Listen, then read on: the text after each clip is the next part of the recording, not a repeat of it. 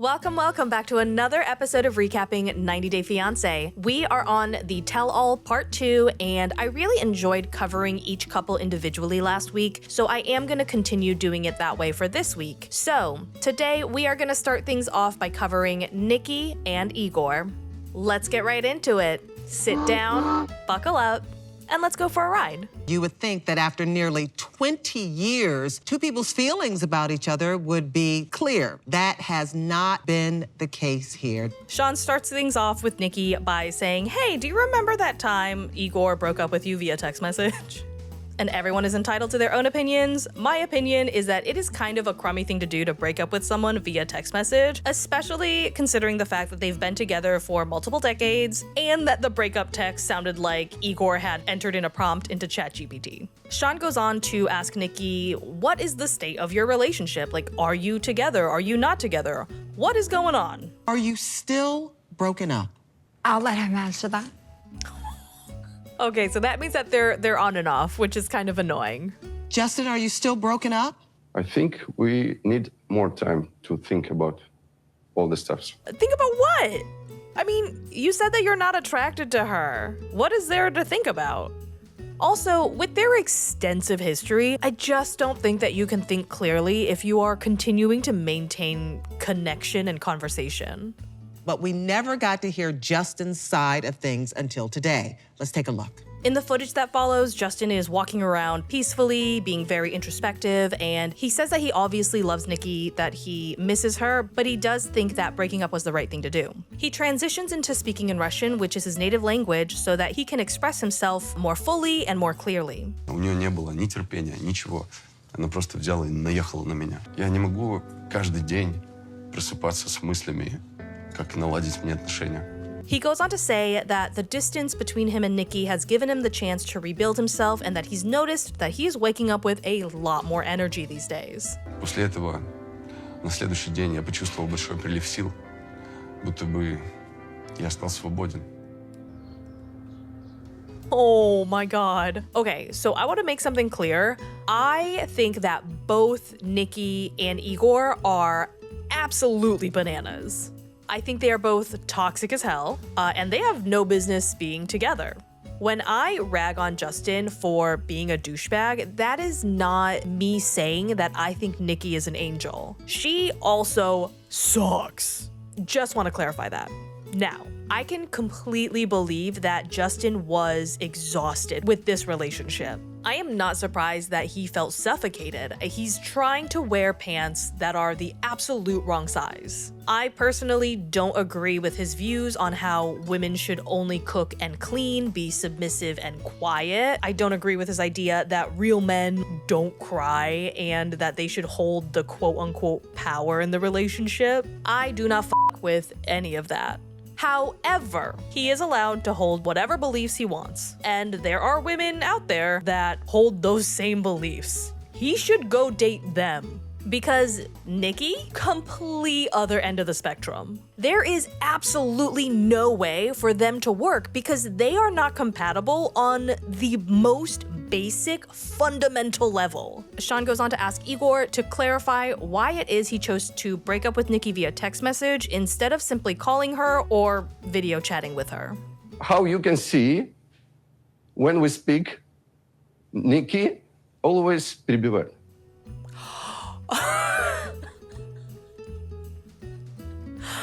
Okay, you know what? That is a valid point. I cannot imagine the conversation that would have ensued if Justin had called her with the intention of breaking up. Normally, I think breaking up via text message is a cop-out. I think that is a really crummy way to do it. But in this case, I will give Justin a pass because he just wanted to end the relationship, which he is allowed to want and go ahead and do. And he just didn't want to argue for 3 days. I get it. I can explain many stuff. This is You know why. enough English. Nikki, learn how to listen. Nikki, learn. This is why we broke up. See? We text. Stop talking We to me text. like... Oh my God. I'm kind of having like a light bulb moment right now. So normally the way that Justin is speaking right now, I would consider it pretty condescending. He is commanding her to listen and learn to listen, and normally that would piss me off. However, now that I've had a chance to hear him express his thoughts in his native tongue, I think I'm realizing that it's not necessarily a condescending command. I think he really is just trying to tell her that she needs to stop interrupting him and let him finish his thought because his English is so stilted and fragmented. I am so curious how this conversation would have gone had he spoken in Russian the whole time. Tomorrow, I will stop. Today, I will speak. He said, tomorrow I will stop. Today I will speak. Oh, I gotta say, I actually think Ashley is interpreting that incorrectly. As weird as it is for me to be kind of defending Justin, because again, I still think he's a butthead, I think Ashley is reading into what he said just now. I think she is reading that the way I normally would have if I didn't have like that epiphany a second ago. I actually think Justin is trying to say something along the lines of, I will let this go tomorrow, but today I'm gonna stand my ground and make sure my thoughts are heard and not interrupted like usual. I think it's just his delivery it just makes it sound condescending, but I don't necessarily think he meant it that way. Do you know, I feel Nikki vibes. Oh, does he mean man vibes?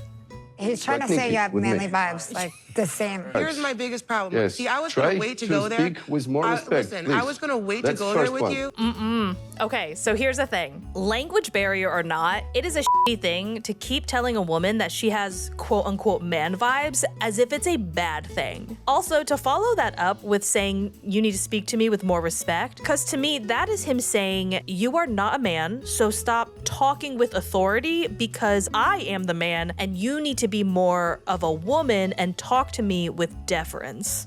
And I don't think that I am misinterpreting that one. I think his delivery is really aggressive because of the way he speaks, but I'm pretty sure the message is what I think it is, and that is no bueno. Ashley asks him how he can tell the woman he supposedly loves, who is also a trans woman, that she gives him quote unquote man vibes, and in the same breath, talk about having to speak to people with respect. Instead of answering the question, Justin kind of doubles down and starts mocking Ashley's beliefs. I'm asking you a very direct question. Why Yes, would you hold disrespect your your candles woman? like that. Hold right now. Why would you Hold at the disrespect moment. your That woman? Oh my much. God. Boy, bye. Agreed. I don't. Boy, bye. Agreed. Nikki goes on to tell us that she recently traveled to Moldova to celebrate Igor's birthday, and she says everything seemed great. They were getting back into a good place, things were really romantic, he even rammed her clam, which led to him putting the engagement ring back on her finger. And I put the ring back on my finger. Okay, wait, hold up. Same, Manuel, same. What? It seems like your relationship status is unclear, but you are now technically engaged again. Yeah. You put on the engagement ring on her. Yes. I am in disbelief, honestly. I'm speechless. Girl, same. Like, why, what is going on? Sean then asks the question that is on everybody's mind. Nikki, why did you get back together with him? Why would you go back? Good question. Yes, that is an absolutely good question. Because I love him. Oh my God. Oh my God. I wish I could ask a follow-up question. What do you love about him? And honestly, same question for Igor. Because having a lot of history with someone just means that you've known them for a very long time. That is it. And in this case, you've known them for way too long. You cannot tell me that the way you guys treat each other, speak to each other, interact with each other, you cannot look me in the face and tell me that you honestly believe that what you guys have is love. Because it's not.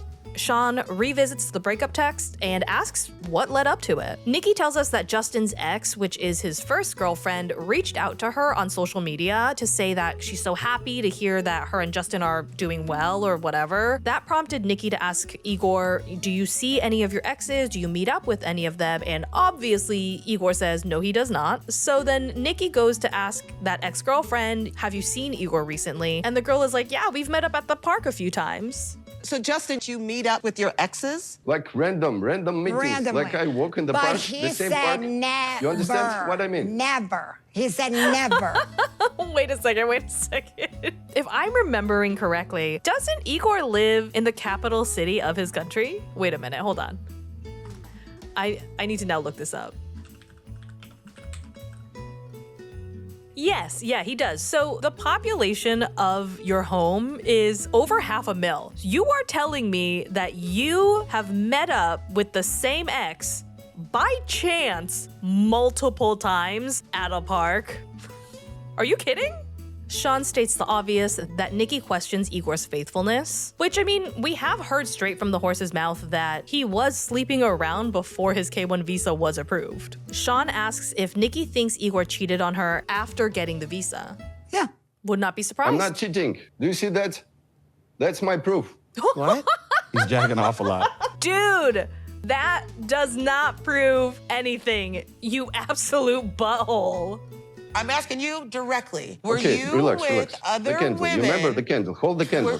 Oh my God. Igor, stop don't so avoiding much the candles for question. that. Answer the question. Igor goes on to obviously not answer the question again and just says that his culture respects women and that is why they talk to his ex with respect. This was kind of confusing. I don't really know what he was trying to say, but it definitely got lost in translation. All I know is I don't think it was an attempt to answer the actual question that was asked. Igor, so are you in love with Nikki or no? Never Right was. now, Yeah. Right now? Well, that's another way to say no. she acting like my enemy. She Okay, not, but do you love her or she no? not respect That's her. from your energy. Always. Yeah, I don't believe him. Clayton chimes in, says that he does not think Igor is attracted to trans women and that he probably hasn't been this whole time. Then Sean asks Igor, are you okay with Nikki being trans? Yes, of course. Lies. Absolute lies. If you were a real man, Igor, you would have stood by my side as my king. I think you gotta let go, boo. They both need to let go. They need to find other people, or honestly, better yet, find no one. Be a person without a person for a while because they need to cleanse their spirits, souls, bodies, everything of each other. You can't judge us. This is facts, not judging. This is not facts. Если бы она научила себя вести больше как леди, Oh my, у нас бы всё oh my получилось. God, oh my God. See, there it is. There it is. And he said it in Russian, so we know that we are not misinterpreting that. I hate that he keeps saying that he wishes she was more like a lady. Ladies do not have to be quiet. They do not have to be submissive. They don't have to be patient, docile. Like, if you want a quiet and docile partner, that's fine. Go get you a quiet and docile partner. Those are not inherently female traits. A person is docile because they choose to be. That is their personality. And you can be a man, a woman, a cat, a dog, a hamster, and you can be docile or aggressive as hell. There are plenty of men out there in the world who choose to be on the quieter side. That does not make them more feminine. That just makes them a man who is quiet. I just want Justin to say that he wishes Nikki wasn't so assertive and aggressive. Not that she gives off man vibes, because again, those are not inherently male traits. Are you in or are you out, Igor? Yeah. Are we in a relationship, yes or no?